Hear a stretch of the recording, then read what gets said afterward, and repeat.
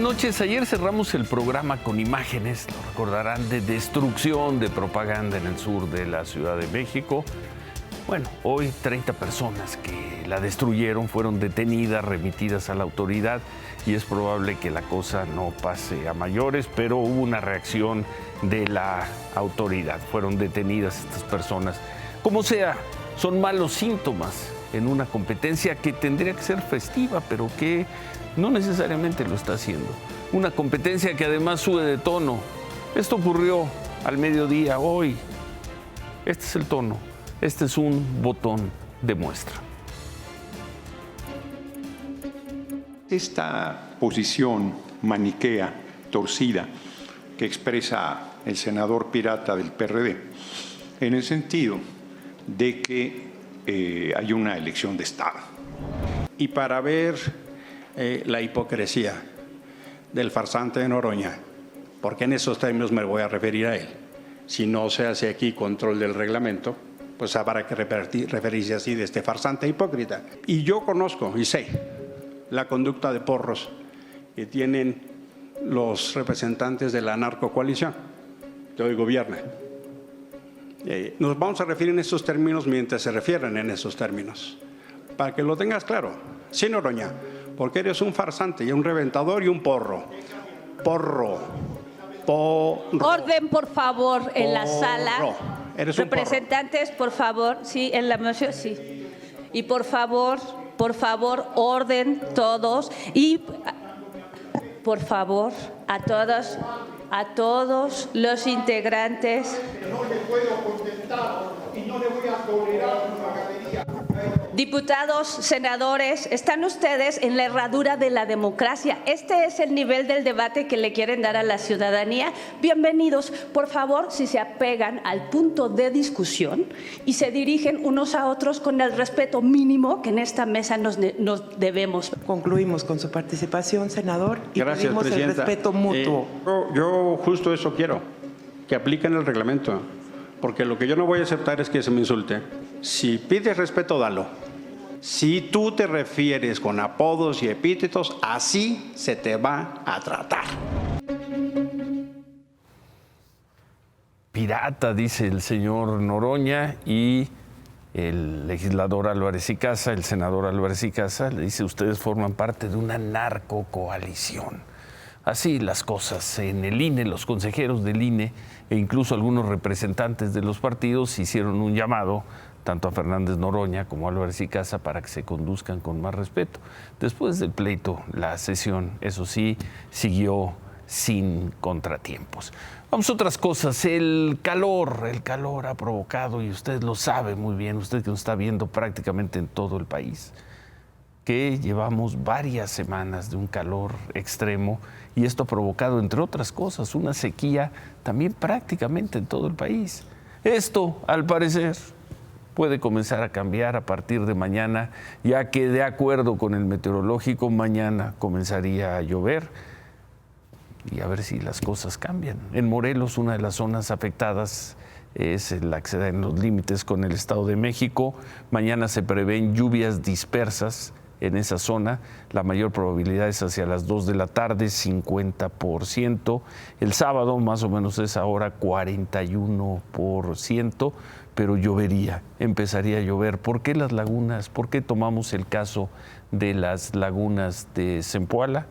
Porque así luce el Parque Nacional, así lucen las famosas, las emblemáticas, las tan queridas lagunas de Zempoala.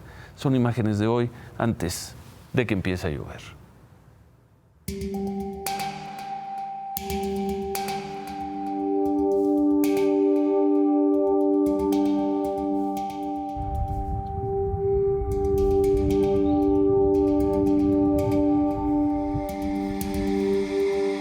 Nos encontramos en las lagunas de Zempoala, uno de los parques nacionales más importantes del país. De este sistema de lagunas son en total 7 y lamentablemente solamente una ha sobrevivido a esta sequía. Las demás se encuentran completamente secas. Apenas Esta, que es la laguna número 2, tiene un llenado del 40%. Los hilos de agua que bajan de las montañas apenas logran percibirse y mantener con vida a esta última laguna, que es la laguna número 2, la más conocida por los visitantes a esta área natural. Por cierto, se encuentra cerrada y solamente se abren sábados y domingos debido al daño ecológico que ha sufrido esta zona, pero también a la violencia, ya que entre semana pues se han registrado robos en este sitio.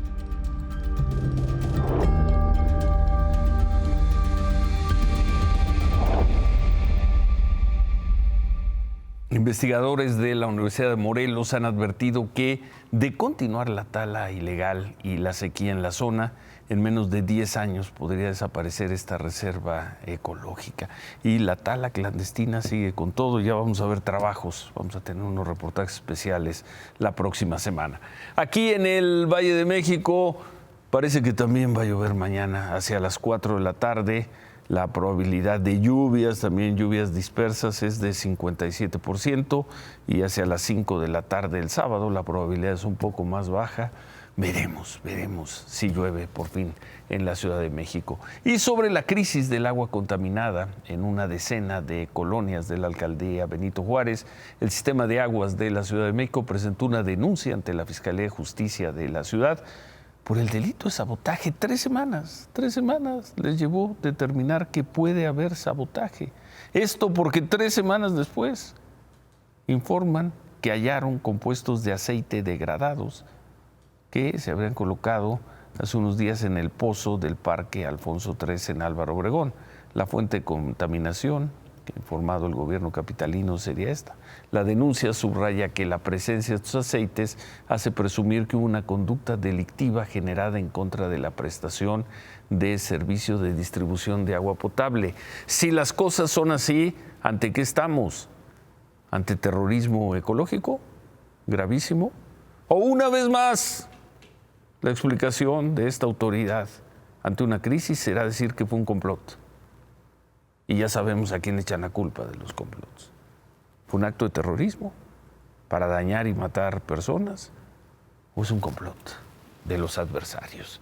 En otras cosas, ayer fue el día más violento en México en lo que va de este 2024. Esto de acuerdo con las cifras oficiales, las cifras de la Comisión Nacional de Seguridad. Ayer asesinaron a 101 personas en el país. 101 personas. Es el segundo día más violento.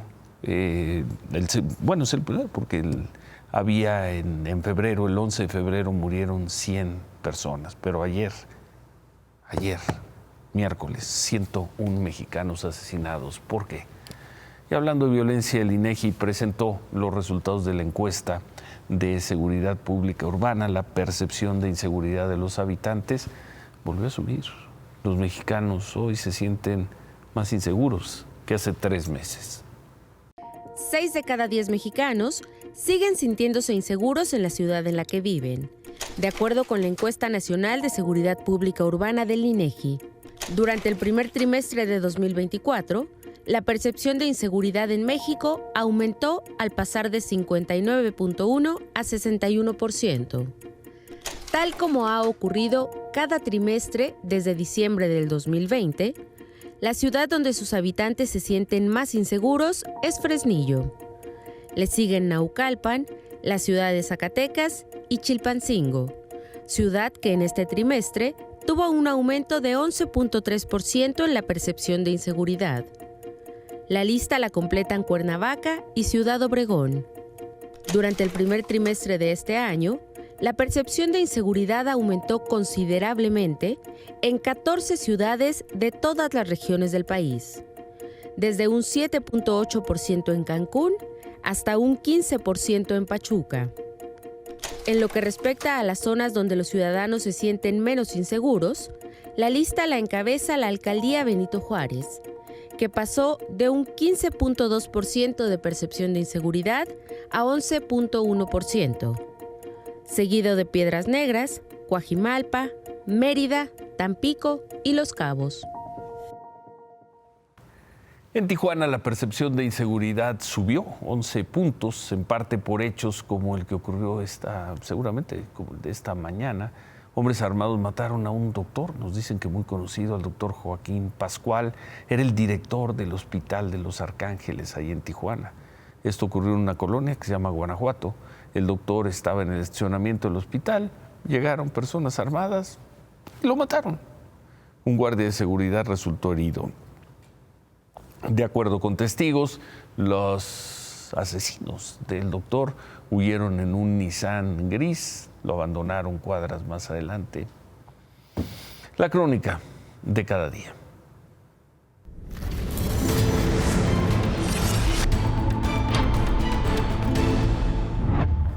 Xóchitl Gálvez tuvo una reunión con los dirigentes nacionales del PRI, del PAN y del PRD. Se conectaron vía remota los dirigentes estatales de los partidos. Acordaron redoblar esfuerzos en los días, más o menos 40 días que quedan de campaña.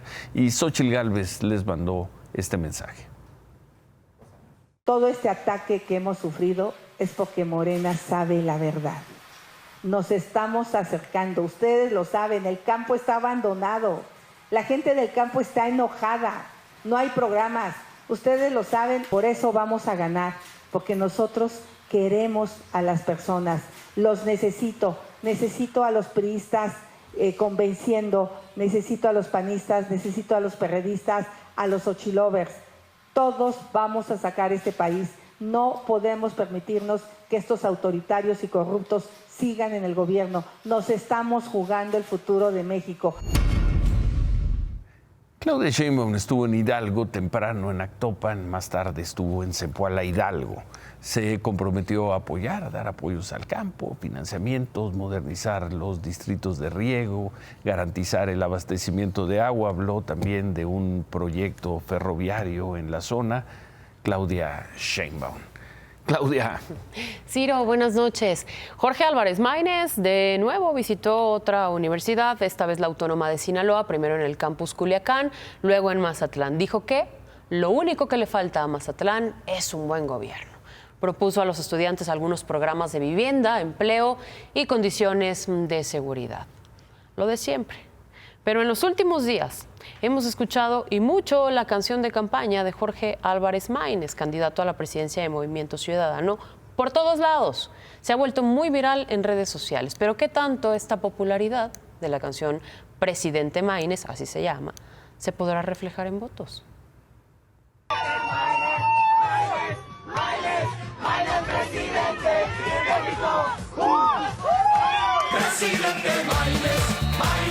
Presidente Maínez, interpretada por Yoawi, no solo ha puesto a bailar a los seguidores de Movimiento Ciudadano, sino que ahora es un tema que también suena en algunos antros del país.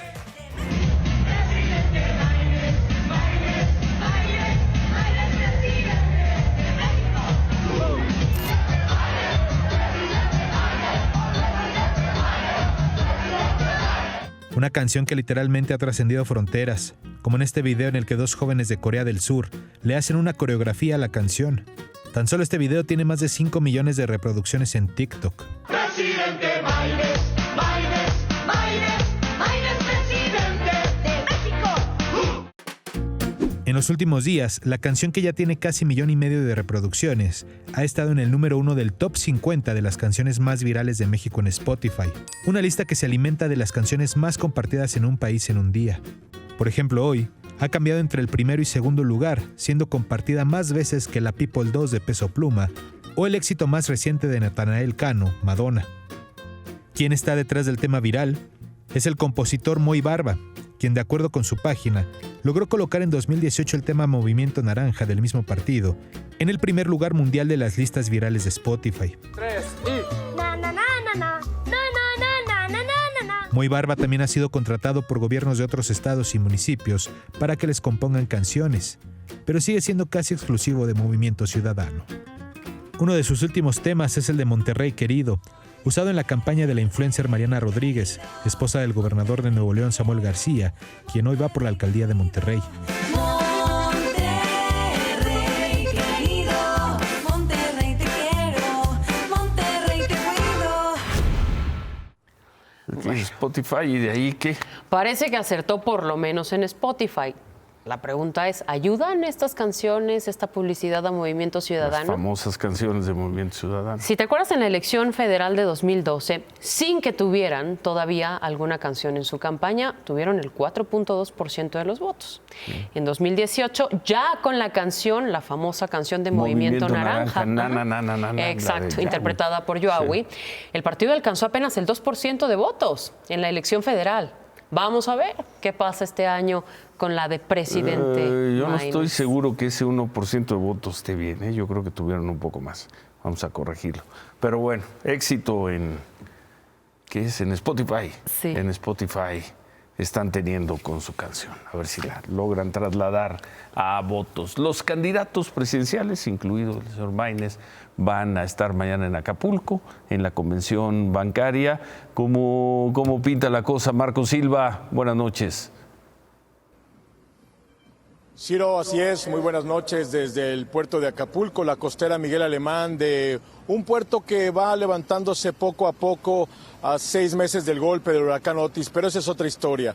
La de hoy tiene que ver con banqueros reunidos justo en este punto en su convención anual. La Asociación Nacional de Banqueros se ha reunido y aunque empezó el día de hoy este encuentro, el platillo principal viene mañana con la presencia de las candidatas y el candidato frente a ellos en una pasarela que, coincido, como muchos dicen, es muy importante por tratarse del sector privado, los dueños del capital y los que de alguna manera ponen en perspectiva económica al país.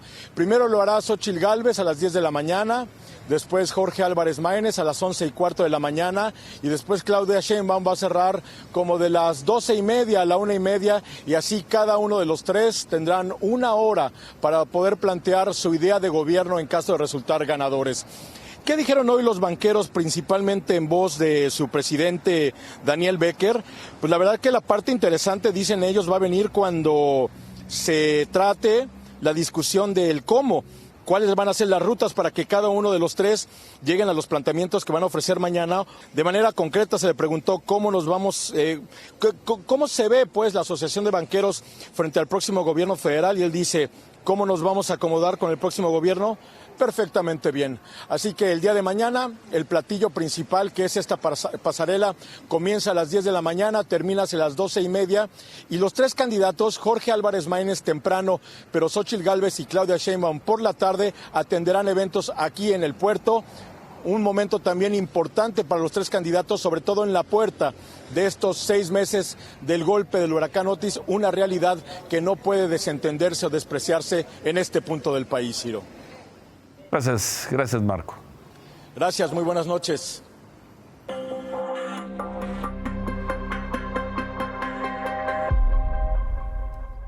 Esta noche se reportó que Israel habría lanzado un ataque dirigido con drones contra Irán.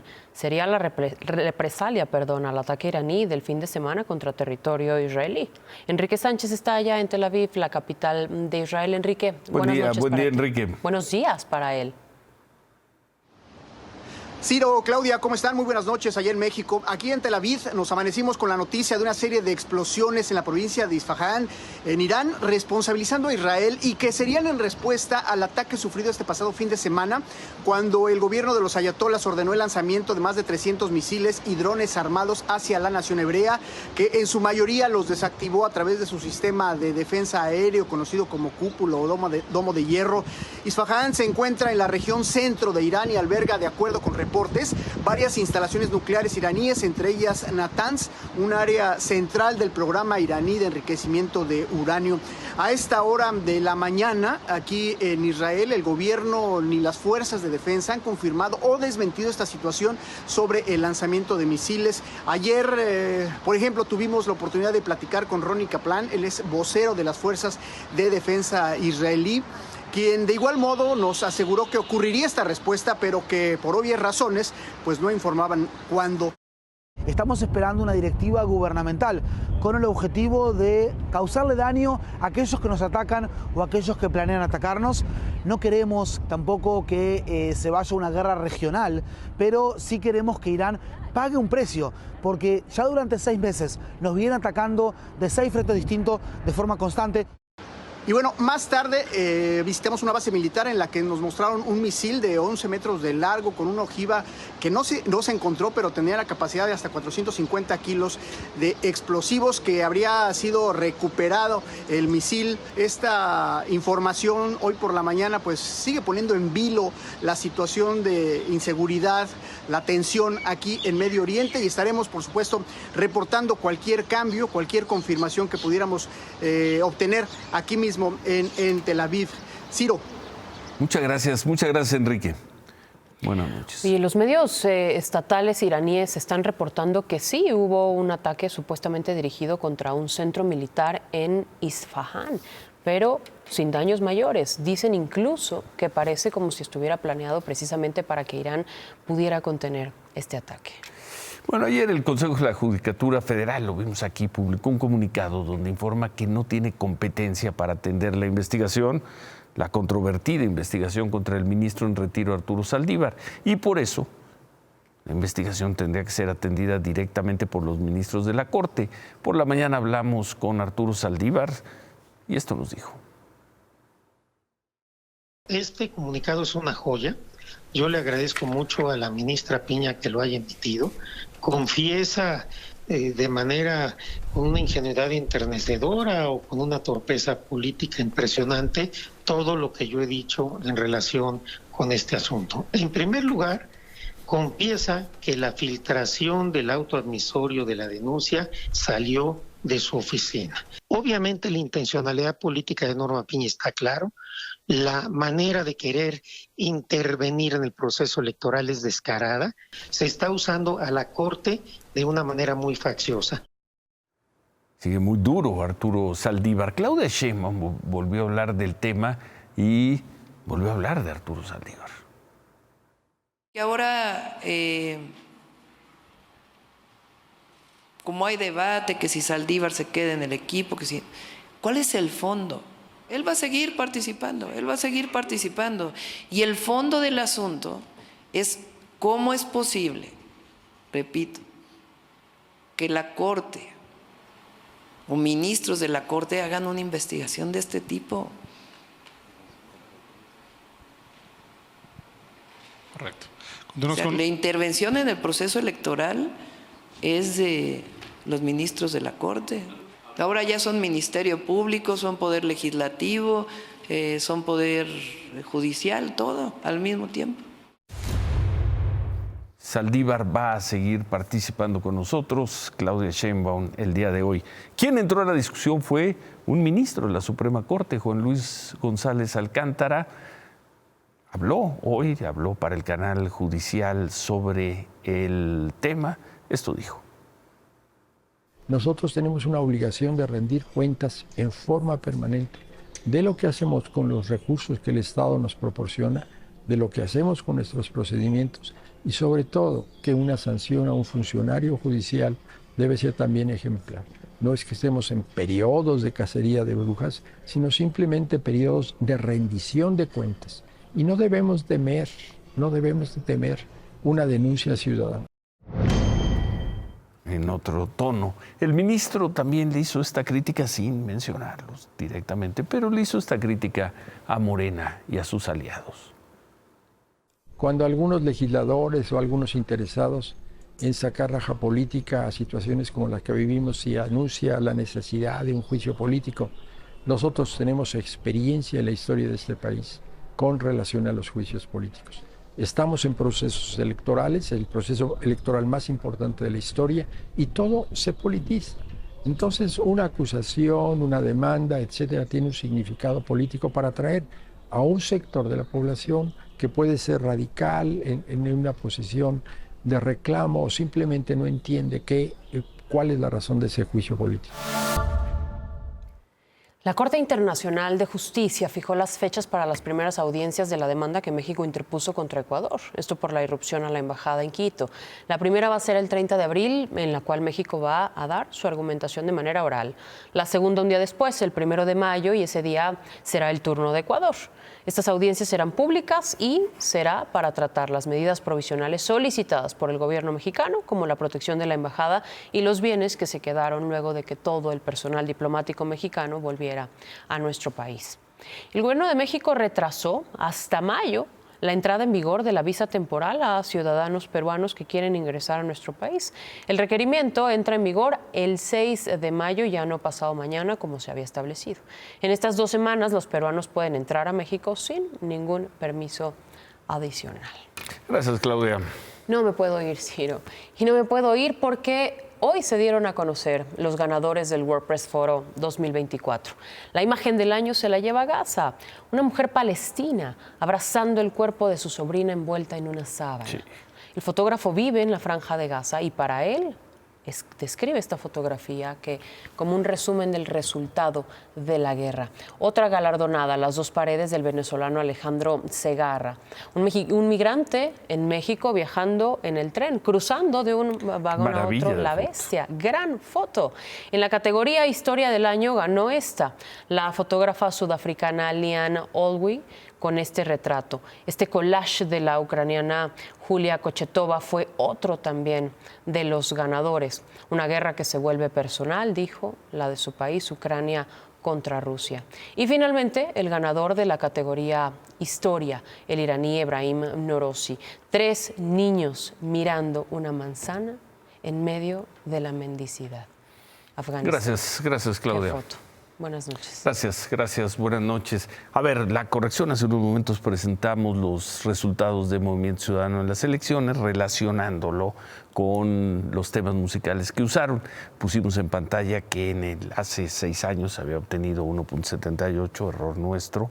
Si vamos a tomar el resultado de senadores, nada más de senadores, obtuvieron 4.68%, por eso mantuvieron su registro y por eso tienen senadores. Hecha la corrección, Acapulco, David, ¿cómo están las cosas por allá? Buenas noches.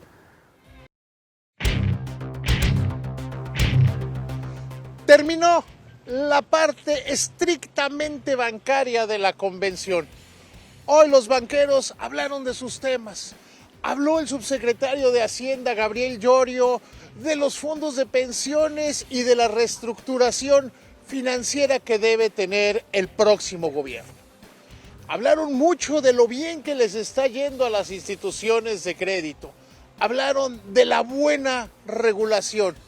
Vamos, hoy el gobierno presumió que logró la 8ª reiteración de buena calificación sobre su deuda soberana. También que se está resolviendo de una u otra manera el tema de las afores. De hecho, hay una sensación entre los banqueros de que el asunto se acotó, que el asunto se arregló y que hoy estamos en unas condiciones sustancialmente mejores a las que se vivieron. Sin embargo, mañana sería un día mucho más atractivo. Hay muchas expectativas, pero ya no de índole bancaria, sino de índole político. Estará aquí Claudia Sheinbaum, estará Xóchitl Gálvez y hablarán con los banqueros sobre sus planes y proyectos. También va a estar Maínez. Sobre Maínez hay algunos que se preguntan si va a hacer, frente a los banqueros, su baile de Maínez presidente. Pero aquí lo verdaderamente relevante y la pregunta que tienen los banqueros es cómo le va a ir a las 2 candidatas. Y la apuesta de muchos es que a Claudia Sheinbaum la va a ir mucho mejor de lo que algunos esperaban. Ciro, te agradezco mucho. Muy buenas noches. Ya veremos mañana. Y mañana quizá comience a llover y eso nos salvaría del desastre. Qué vergüenza que México siga dependiendo de los dioses. Volvemos.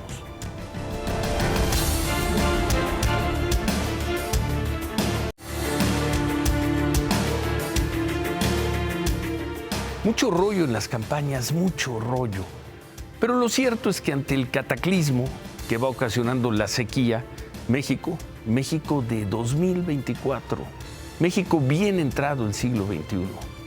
México sigue esperando que la crisis se mitigue y más adelante se corrija gracias a las lluvias. Mañana, de acuerdo con el meteorológico, comenzará a llover y la nota será como algunas presas, algunas lagunas, como la de Zempoala que vimos aquí esta noche, como presas y lagunas comienzan a recuperarse, a revivir, no por las políticas públicas, la inteligencia, la ingeniería o el sentido estratégico de los mexicanos.